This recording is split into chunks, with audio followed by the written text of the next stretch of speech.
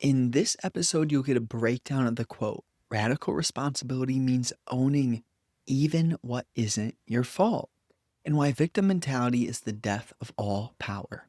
Welcome to Energy Alignment for Entrepreneurs, the podcast helping entrepreneurs be free from anxiety, stress, and tension through balancing emotions and consciousness expansion. Here's 3 things you'll discover today. Number 1, why "it's not my fault" is the most expensive sentence you'll ever speak. Number 2, how to own outcomes without taking on shame or guilt. And number 3, the power shift from "why is this happening to me" to "what can I do about this?" Beautiful. All right. The quote, "Radical responsibility means owning even what isn't your fault." Yeah.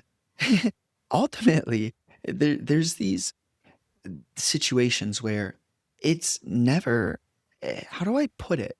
Life can be simple, and the simplicity is understanding how complex life is, okay? That means that you see, especially in interpersonal connections, workplaces, anywhere where there's a lot of humans connecting with each other, the complexity is in the illusion of identity. I know I'm jumping straight into it, but what that means is that when you are avoiding responsibility, it means that you're so zoomed in to the idea of who you think yourself to be, name, birthday, the human, that you start to just basically puke everything out. And then it's like a butterfly effect. It goes both ways. So when you are not blaming people, even when it's tough, even when you could feel betrayed, even when maybe someone is to blame, and you still don't blame, and you just accept the role that you played in how the situation turned out, that is powerful. Like, think about it. There's only so many hours in the day. You only have so much energy, and truly, we only have so much time on this earth. So, if you break down your life to the micro moments, seconds, milliseconds, the way that you think, the way that you hold on to trivial triggers, the way that you may avoid responsibility, all of that, it's not worth it. But there has to be this big picture understanding of the impermanence of life paired with this in tune, zoomed in awareness that allows for you to see, okay, there are thoughts, but I can observe my thinking. So what's going on? Am I just the one who thinks? Am I the one observing? The truth is that you're both. You're both. But really, there's only one. So I don't need to, it's 3 minutes into the episode, I'm not going there just yet. Really, it's the freedom from the victim which allows for the space to see what's greater. If you're stuck in survival, in victim mentality, in blaming other people, in low, trivial, just immaturity, you don't have the space to be connected to the one, which is within you. Christ said it, right? All these religions, they point to the same thing in different words. And you can feel it too.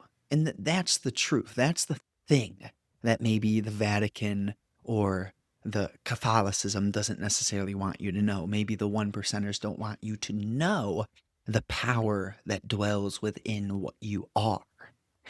But ultimately, I don't even obsess over that sort of stuff whatsoever, because it is the light which is unstoppable.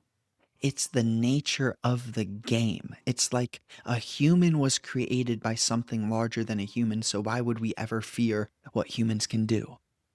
There's nothing to fear. And that's what Christ talks about. Have faith, have courage. The reason I bring it there is because we're speaking on these extremes, these levels of victimhood, these higher levels of living in faith and courage. And there's this transmutational power that you have to understand, man, I choose how I feel. I choose what I create because I choose what I send out. So you can really see start to see what you are when you begin to take responsibility. You'll notice it, right? It's almost as simple as how do you feel when you eat McDonald's versus how do you feel when you eat maybe healthy chicken or something? Huge difference. How do you feel after XYZ and ABC? You reflect on what is actually giving you raw life force, and then you'll see, man, when I take responsibility, when I face myself, when I look at the hard things and I stop blaming other people and I'm truly accountable for what I feel, what I put out, then you'll start to put out something different and you'll be able to feel it. Because it's this entire spiraling process of energy we're continuously emanating. And it's like, man, if you can't see that, then you all you have to do is just start small and pay attention to it. When you begin to pay attention to what you're creating every day, every moment, then you start to catch on because the universe naturally wants you to catch on to the game. And so that's like the play. We're all here to start to see and learn through pain, through observing, through these phases which erode our ignorance. Then we get propelled into awareness. And that's difficult, but it's freeing at the same time. It's like the best game you could have ever. Think about it. Really think about it with me. If there's a God, right? If there's so much intelligence, think about the blood, the fact that we can blink consciously, but we blink unconsciously, that our hearts, all the organs, all the bones, think about nature, look at the patterns on turtle shells, look at the synchronicity within your life, within the big picture. Like just zoom out to consider the intelligence, right? You could say good and evil, but isn't that the fun in the game? Like, do you really think it's like the evil is as powerful as the good and they're battling? Or to me, it seems a lot more like there's something that's so intelligent that, like, what is God? God is the creator of all things. If you are the creator of all things, then why would you not create the devil? Like, why would you not create night and day? Why would you not create masculine and feminine? Like, you would create all of this because you want to see it. If you were just one thing and you have all that intelligence and you're everything, wouldn't so the point is that we're all split up into these bodies, but we're all the same, but it doesn't feel like that. And the only way you can see that, the only way you can start to be sensitive to the nature behind the illusion, behind the play, and to really the meaning behind connecting is because humanity needs it. The world needs it. And that's like the power of the play. One thing split into billions of humans who don't know the nature of the game, but they're in the game, right? And naturally, throughout time, we've been given hints because that's a fun game, right? Who wants the end of the movie told to them? You want a cliffhanger. That's the nature of the game. We want to have fun. We want unpredictability. But then it gets hard, right? Then we get in these positions where we're like, man, oh, it's also personal. We're also taking it so seriously. And now I'm going to go back practical. The reason I take the time to outline all of that is because it's so important to understand the bigger picture at play. You can't stay in that resolution. You have to zoom back in and let that resolution from the bird's eye view kind of guide you. But you still have to zoom in, and that's the fun in the game. So we'll use this to kind of jump into point number one. Why it's not my fault is the most expensive sentence you'll ever speak. If you think about a chart, right? You have like 0 to 100. When you're in that place of it's not my fault, just escaping, you're definitely on the lower tiers. And now when I use measurement, it's not a judgment.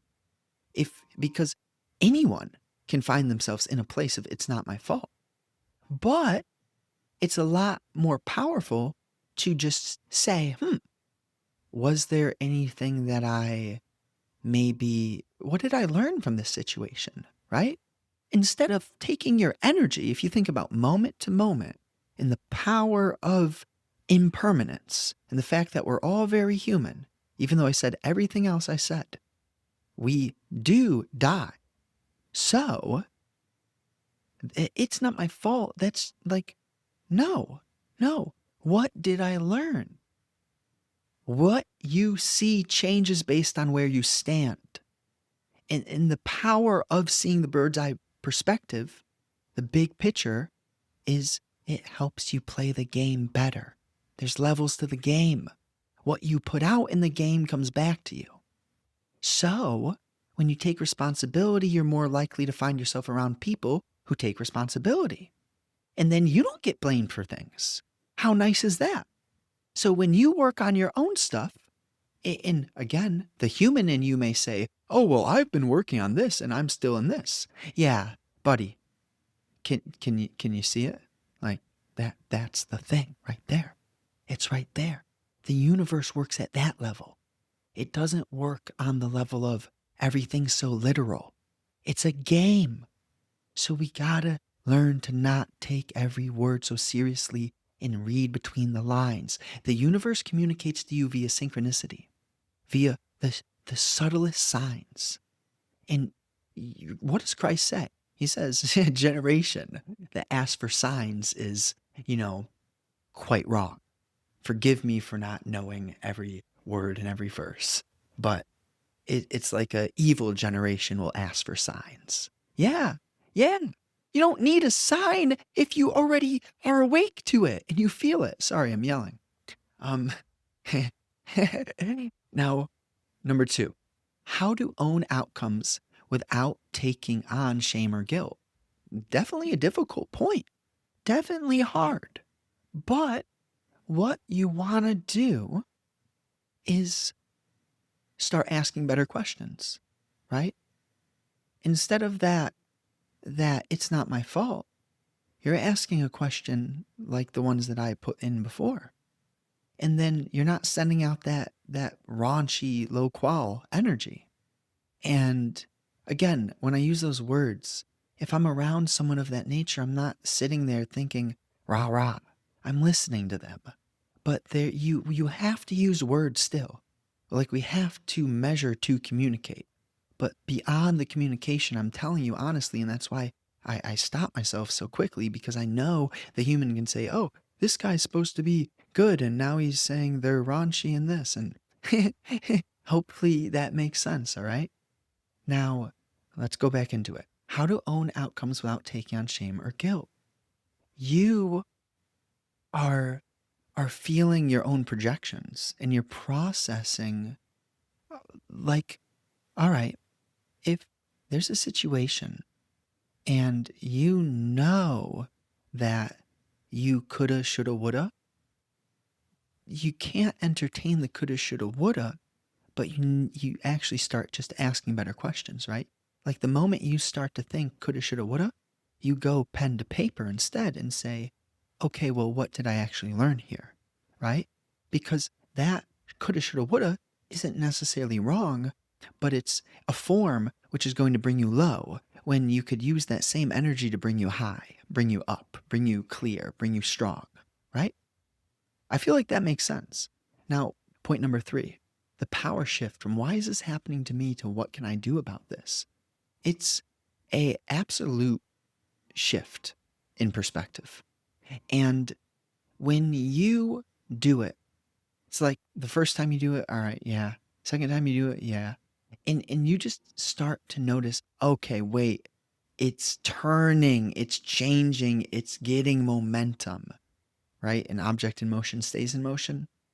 You need to get momentum.